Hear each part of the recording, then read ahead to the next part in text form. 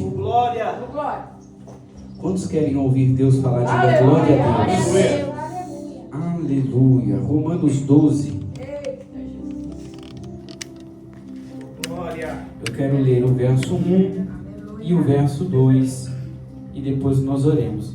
Os irmãos que encontraram, se coloquem de pé em reverência à palavra e façamos essa leitura juntos para a glória de Deus. A epígrafe do texto está assim: a nova vida. Rogo-vos, pois, irmãos, pelas misericórdias de Deus, que apresentai o vosso corpo por sacrifício vivo, santo e agradável a Deus, que é o vosso culto racional.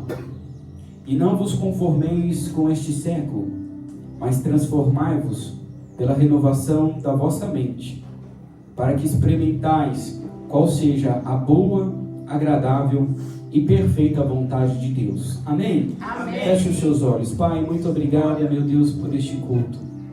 Eu glorifico o seu nome, meu Deus, pela oportunidade que o céu nos conferiu. Pai, a verdade é que nós carecemos da sua graça, do seu amor e da sua misericórdia.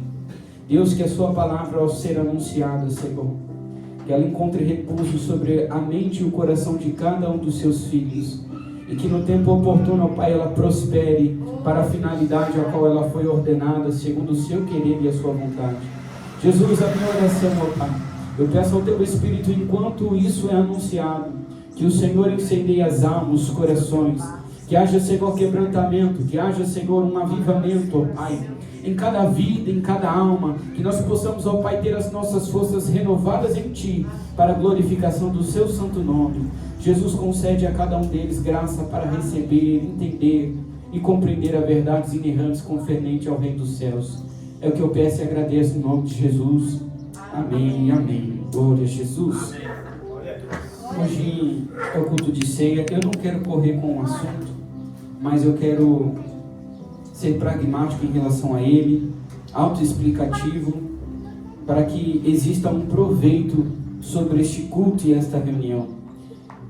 E eu quero que você una a sua fé comigo, porque a Bíblia diz no livro de Hebreus, a instrução ao autor aos Hebreus diz assim: não façamos nós como os nossos antepassados. O que eles fizeram?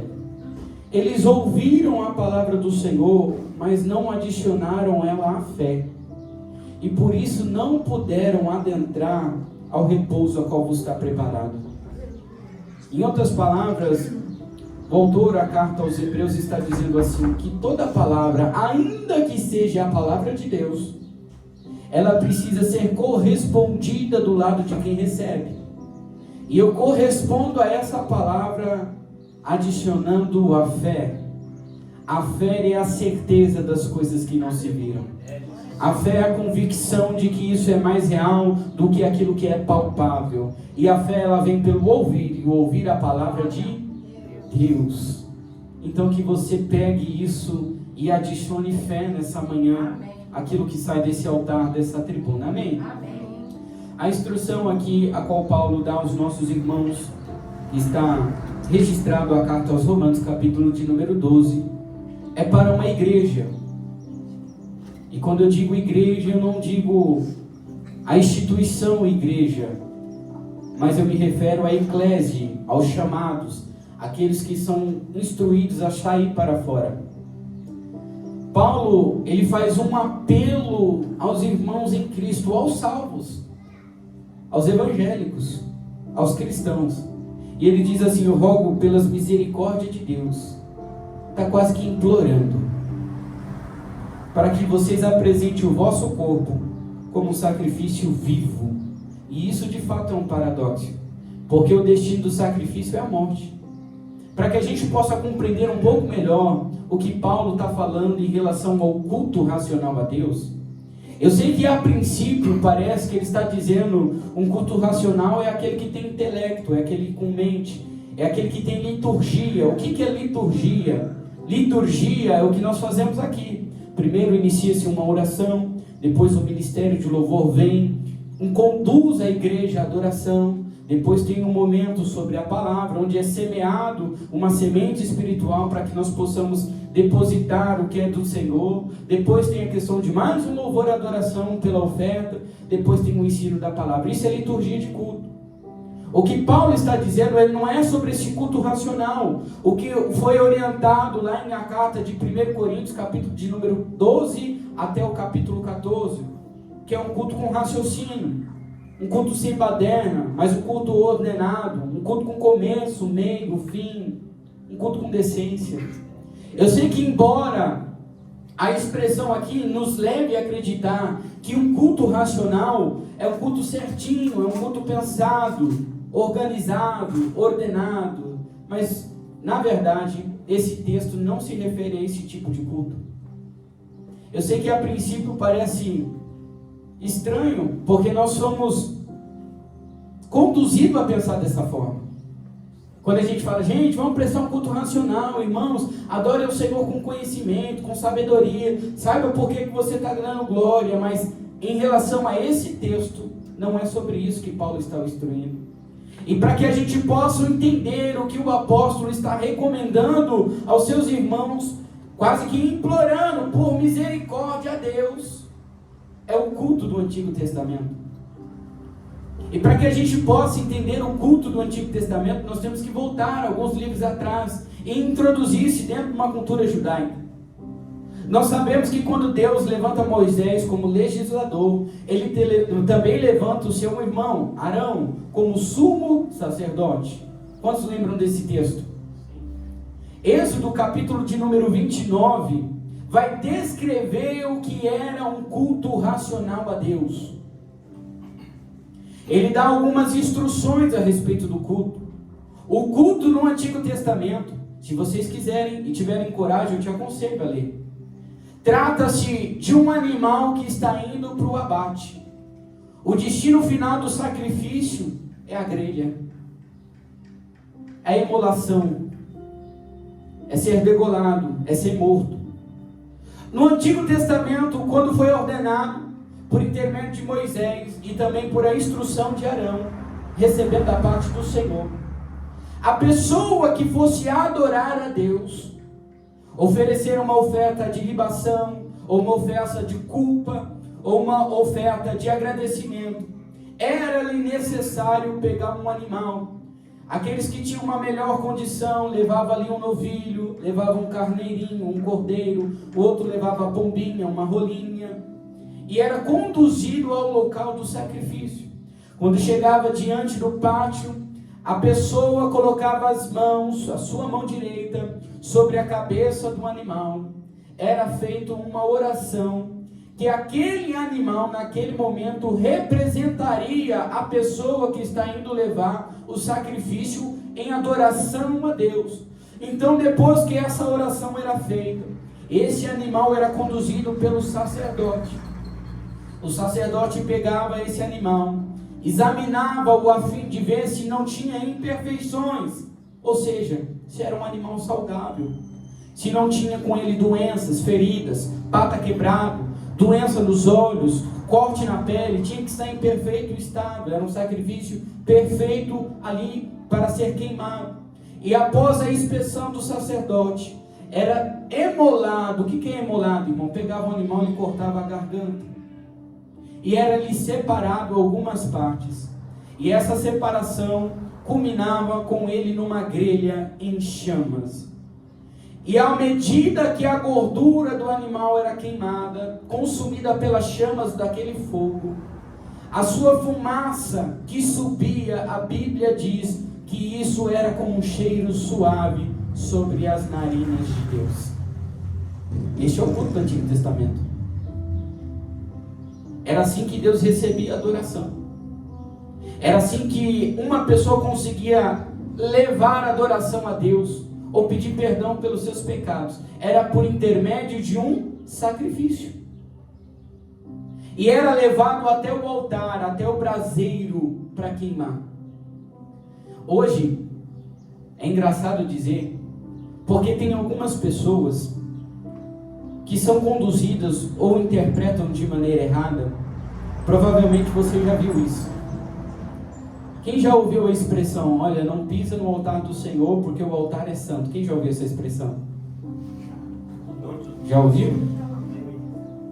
Os mais antigos vai falar, não pode subir no púlpito. Não, vai ter que repor água. Não, você não. Peça alguém, peça um obreiro, peça um diácono. Não é qualquer um que sobe aqui no palco. Aqui no palco não pode. Primeiro eu quero fazer uma distinção para que todos entendam. Dentro da igreja hoje nós temos um palco. Não nessa, né? Que é aquela elevação de nível. A tribuna. Certo? E aqui o púlpito. Isso é púlpito. Tribuna é aqueles que se assentam atrás. Isso é púlpito.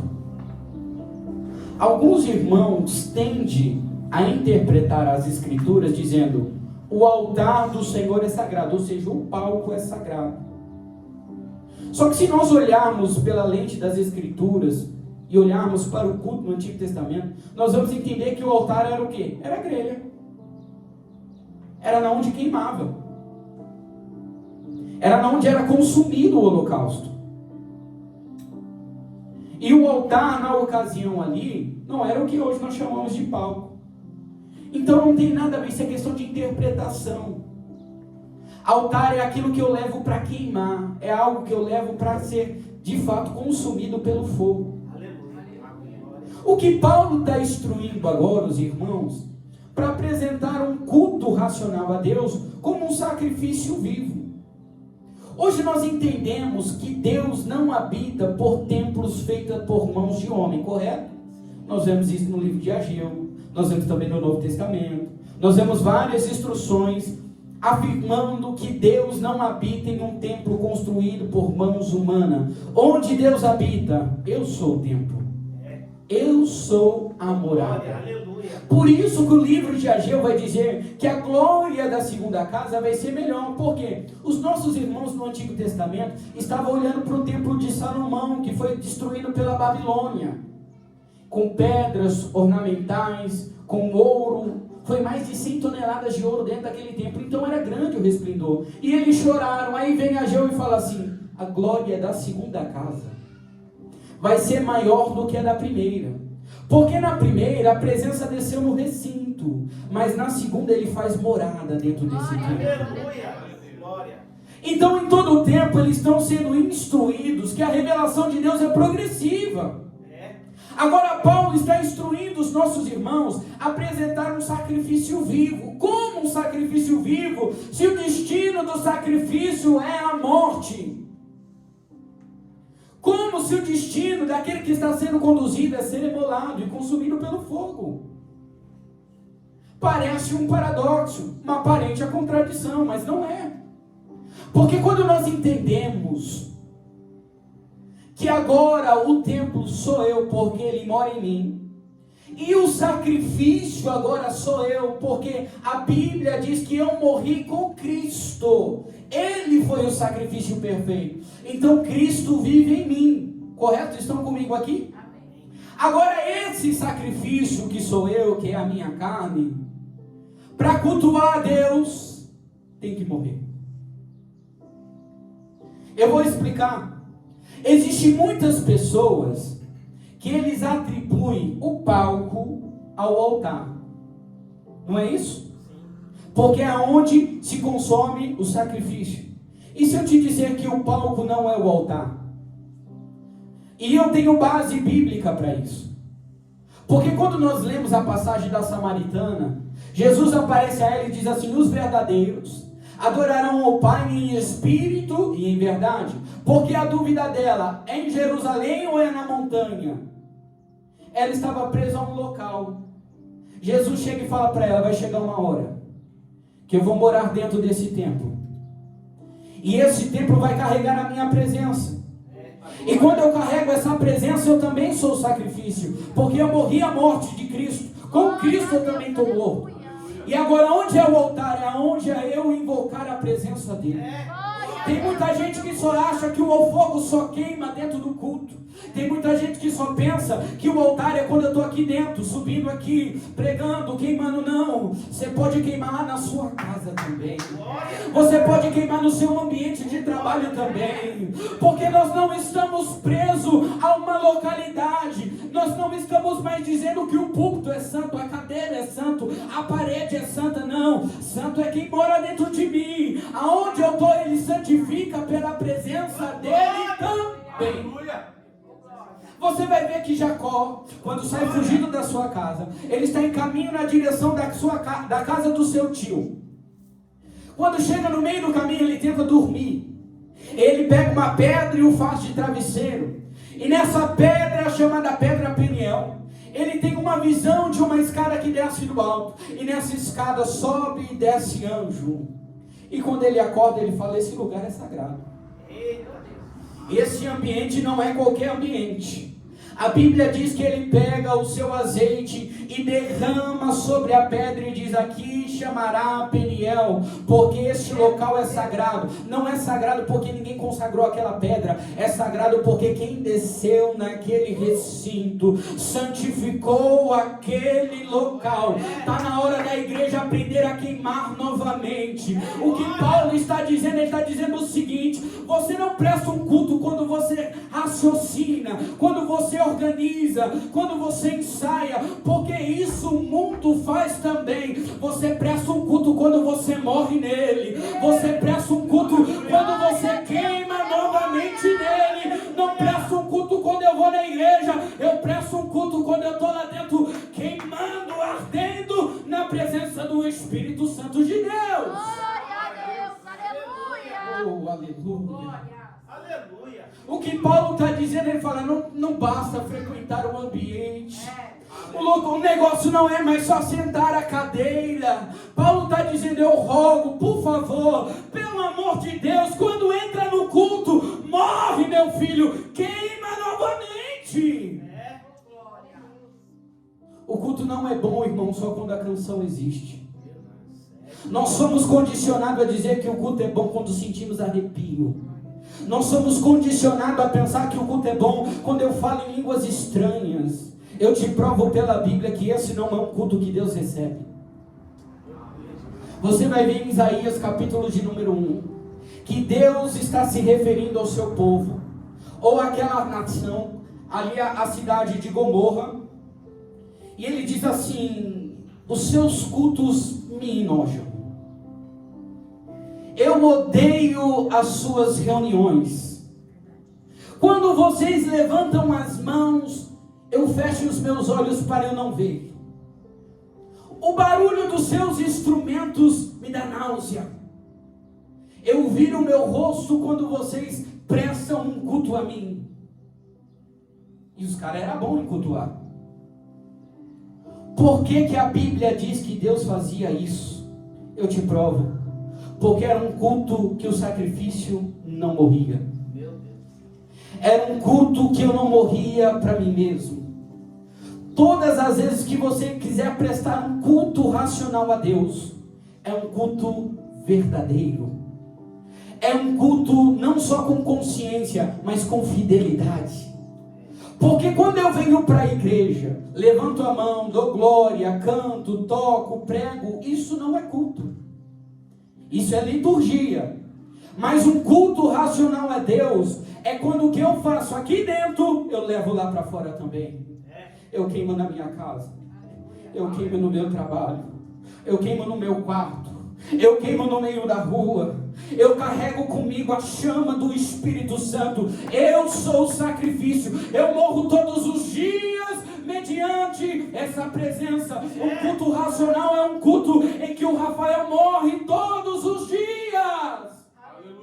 Porque nós queremos louvar a Deus, mas não queremos mudança. Nós queremos levantar as mãos, não somos transformados. Preste atenção, aquela nação que prestava um culto a Deus, cujo Deus disse: para, porque eu detesto o vosso culto. Era uma nação que tinha muito potencial para cultuar, mas não morria. Era uma nação promíscua. Sodoma e Gomorra foi instituída como uma cidade que se rendeu às suas paixões carnais, cometeu sodomia. Eles eram depravados, eles eram devastadores, eles não eram hospitaleiros com as pessoas que estavam procurando abrigo. Era um povo duro, um povo temperamento um pouco cobiçoso. Aí quando chegava no momento de adorar, queria levantar a mão. Talvez a igreja de Sodoma tinha os melhores músicos. Talvez a igreja de Sodoma tinha a melhor banda e orquestra. Talvez dentro da igreja de Sodoma tinha os pregadores mais eloquentes, eruditos, inteligentes, habilidosos. Só que quando chegava na hora de cultuar, Deus disse: eu detesto o seu culto. Eu odeio quando vocês levantam as mãos. Porque vocês prestam um culto, mas vocês nunca morreram para vocês mesmos. Continuam vivendo a sua imoralidade.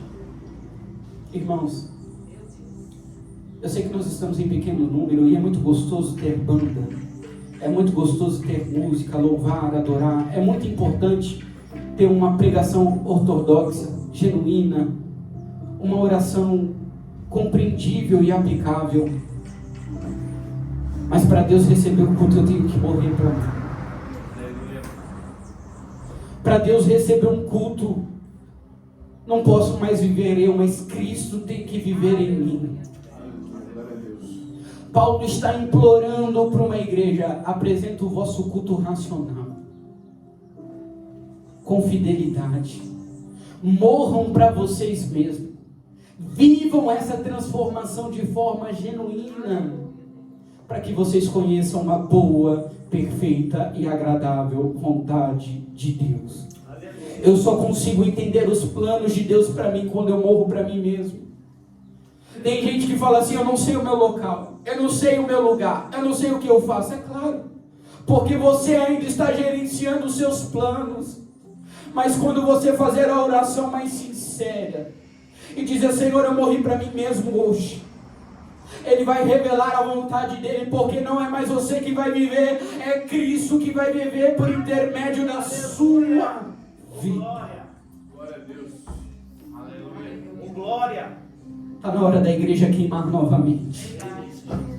Está na hora da igreja levantar altares novamente. Porque se o altar é onde queima, tem gente que só tem altar dentro da igreja, e isso é terrível. Porque ele só consegue prestar adoração se estiver aqui dentro. Mas eu te convido a fazer isso em todo tempo, em todo momento. Aleluia. Eu quero, irmão, me alegrar neste momento no nome de Jesus. Porque pregando isso eu trago a memória que eu levantei altar estes dias no meu quarto.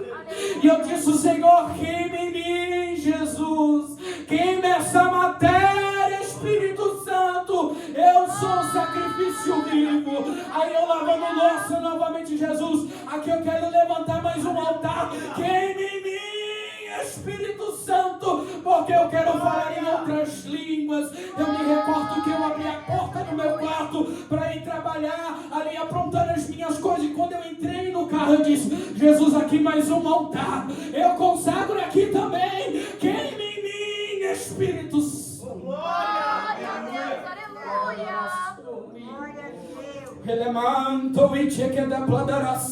Está na hora de nós queimarmos. O Senhor está dizendo: aonde você levantar altar, vai queimar.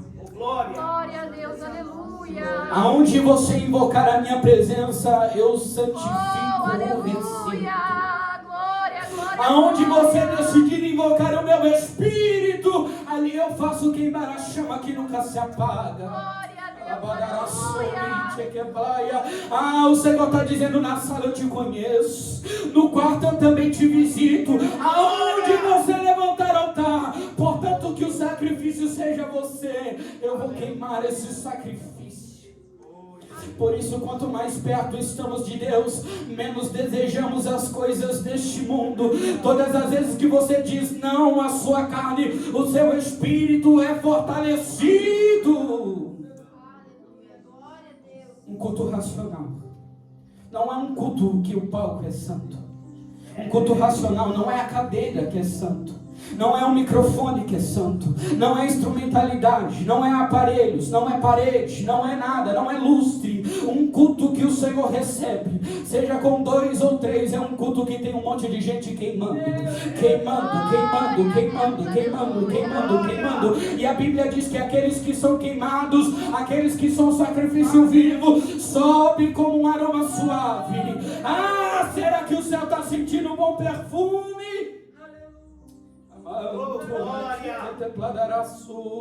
Porque, irmãos, esses dias eu me deparei orando e fiquei com vergonha. Eu dobrei os meus joelhos e disse: Jesus, o que eu te entrego?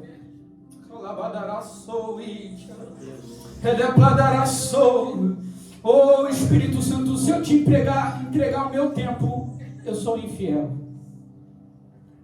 Porque o Senhor só aceita o melhor e a totalidade, e eu não entrego o meu melhor tempo. Jesus, se eu te entregar, a minha adoração ainda é falha. Senhor, se eu te entregar a minha oferta, ainda eu sou infiel. Porque o meu coração ainda disputa esse lugar contigo. Jesus, se eu te entregar a minha família, não é minha, é sua, o Senhor que gerou. Jesus, eu não tenho talento, porque o talento foi o Senhor que deu, o que eu te entrego. E comecei a pensar: o que eu te entrego, porque até a palavra do Senhor, o que eu posso te entregar, meu Deus.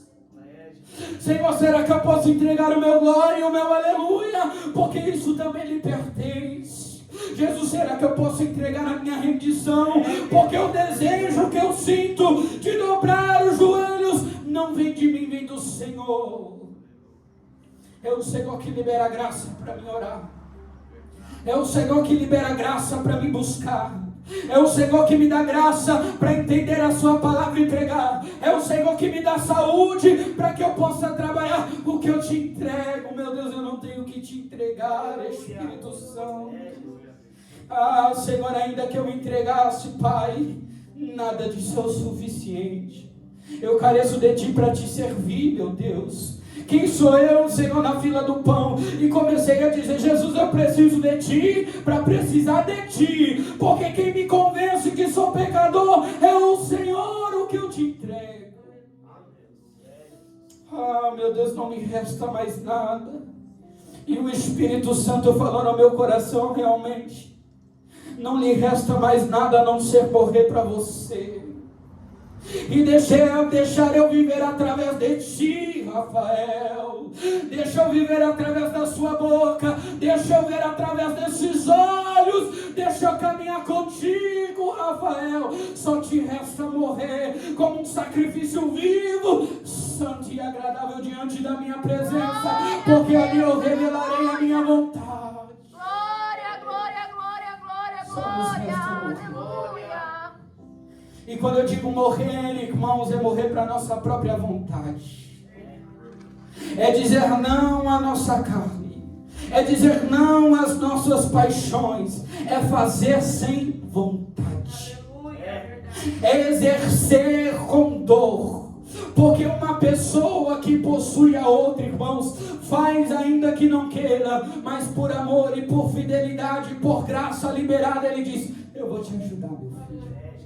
Porque se dependesse de Ti. Irmão, já parou para pensar que o seu talento é nada? Porque Ele é o dono do talento. Talvez você diz: não, mas eu canto bonito. E Ele vai dizer: tá, quem deu a voz? Não tem nada que você possa ofertar. Não tem palavras que surpreendam a Deus. Deus não pode ser surpreendido. Só lhe resta entregar tudo. E eu fui convidado a fazer isso pelo Espírito Santo. E por intermédio da palavra nós compreendemos que quando nós decidimos entregar tudo, é o final das nossas vidas para o começo da vida com Cristo. E esse é o ponto. Esse é o divisor de águas. Venha para o culto, irmãos, mas venha entregar você mesmo. Venha para o culto, mas traga você como um sacrifício vivo a Deus. Irmãos, o que eu quero te convidar a fazer, saia daqui com a consciência tranquila, ainda que seja sem voz, com a garganta no último, lá no finalzinho, com o seu corpo tremendo de tanto esforço, com toda entrega, com todo suor, com toda vontade, com toda sinceridade, venha entregar o melhor para que você morra. Oh, glória, aleluia. Quantos estão entendendo o que Deus está dizendo? Diga glória a Deus. Glória a Deus. Acha que Deus se impressiona com a orquestra? No céu habitam os melhores louvores. Acha que Deus se impressiona com o talento? Ele expulsou um que a sua beleza era formosa e muito grande. Acha que Deus se impressiona com alguma performance? Entenda, não existe nada que surpreenda a Deus. Tudo vem dele, porque por ele e para ele são todas as coisas. Glória, aleluia. Glória a Deus. E isso é o mistério da graça. Por que é o mistério da graça? Não me pergunta por quê, mas ele me amou primeiro. Aleluia. Glória a Deus. E esse amor me constrange, porque não tem talento diante dele, não tem sabedoria diante dele. Não existe nada que você oferte a ele que ele não tenha em abundância. Não tem nada que você possa devolver a ele sem antes que ele já vos tenha dado. Ele te amou, e esse amor me constrange. Por isso que a salvação não tem nada a ver com você, mas tem tudo a ver com ele. Porque segundo a palavra dele vai dizer, porque Deus amou o mundo de tal maneira que deu o seu único filho, unigênito, para morrer em favor de muitos. Aleluia. A graça nem sempre entendemos, mas podemos se apoderar dessa graça. Então, no nome de Jesus, receba a graça hoje, receba a força hoje, receba poder hoje. Eu sei, não é fácil entender, mas tem certas coisas que nós não compreendemos, mas eu te convido ainda sem entender, volte a queimar por ele, volte a entregar tudo por ele, voltar a ele ser a prioridade da sua vida. Todas as manhãs fala, Senhor, eu desejo queimar. Oh, glória. Oh, aleluia. Glória, glória, glória, glória. Isso me envergonha, porque quantos cultos, quantas reuniões eu participei e não queimei. Quantos cultos, quantas reuniões eu fiz biquinho e não dei glória misturado com aleluia. Quantas reuniões eu participei e por causa de dívida, de problema, por causa das minhas limitações, eu não queimei. Quantos dias eu levantei e não fiz altares e não disse queima em mim, e quando eu olho para isso eu me envergonho. Aleluia. Porque não queimei, porque não entreguei, porque não resisti um pouquinho mais em oração. Eu tenho perdido por sono, eu tenho perdido pela preguiça. Ah, vergonha, pobre homem miserável que sou, quem me livrará do poder do pecado e da condenação? Mas glória a Deus em Cristo Jesus, é nele. Então, no nome de Jesus, receba a graça da parte de Deus e volte a queimar. Glória. Culto é para te constranger, a palavra é para te ferir, é para te conscientizar que você não vale nem um biscoito, nem uma coquinha gelada tu tá valendo, porque ele não precisa de nada. Glória a Deus. Talvez você dizer, quem vai dar glória? As pedras louvarão. Jó escreve dizendo que as estrelas eram um lindo coral no dia da criação, e nós cantávamos louvores a ele e contemplávamos todos os seus feitos. Provérbios vai dizer que a sabedoria estava com ele e se alegrava diante da presença dele e dizia, quão lindos são as coisas, quão perfeito é o que o Senhor cria. Olha todas essas maravilhas. Ah, ele é o Pai da eternidade. Aleluia. E por ele que nós devemos queimar. Glória. Culto racional é culto que eu morro para mim. Culto racional é quando eu saio de lá e diz: morri, filhote, agora é Cristo. Eu entreguei tudo, eu abri mão de tudo. Irmão, o que Paulo viu, que considerou todas as coisas refúgio e esterco. O que fez Abraão, o que fez Isaac, o que fez Isaías dizer: ai de mim que vou morrer diante da presença dele. O que faz um querubim não cessar a adoração 24 horas.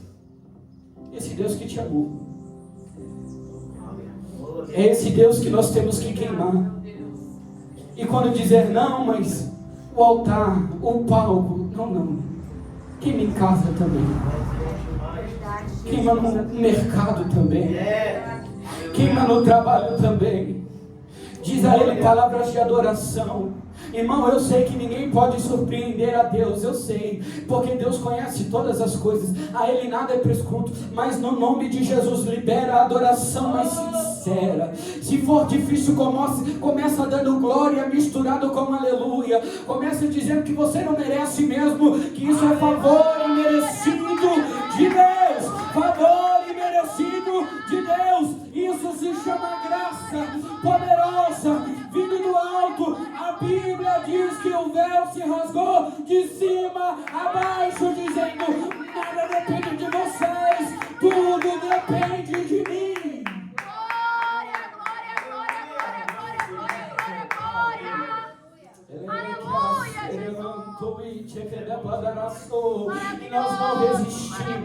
E nós não resistimos, irmãos, nós somos muito limitados.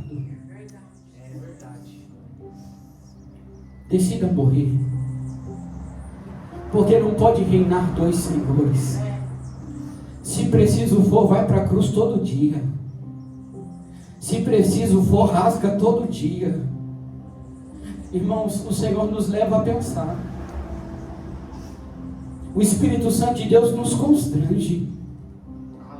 O Espírito Santo de Deus nos mostra quem realmente nós somos. E aí nós conseguimos receber graça da parte de Deus. Não fique triste. Se alegre. Porque há 2000 anos atrás, há mais de 2000 anos atrás, o sacrifício perfeito, aquele que não foi encontrado pecado. A Bíblia diz em Isaías: o castigo que nos traz a paz estava sobre ele, e sobre as suas pisaduras. Sabe por que a Bíblia diz que sobre as pisaduras?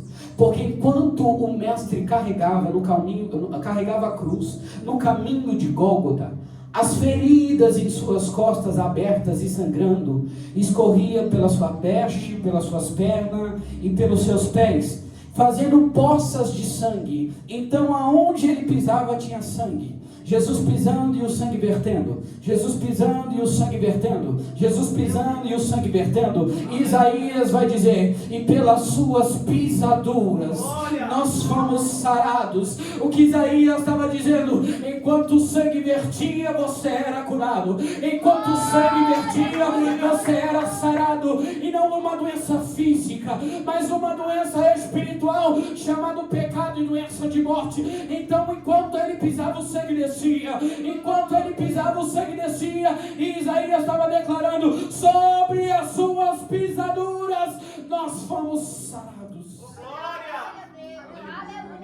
Aleluia.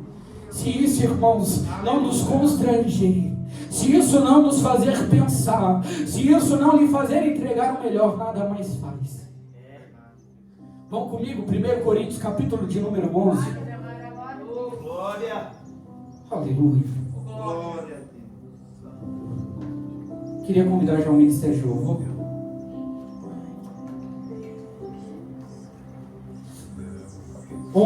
Eu quero ler no verso de número 17.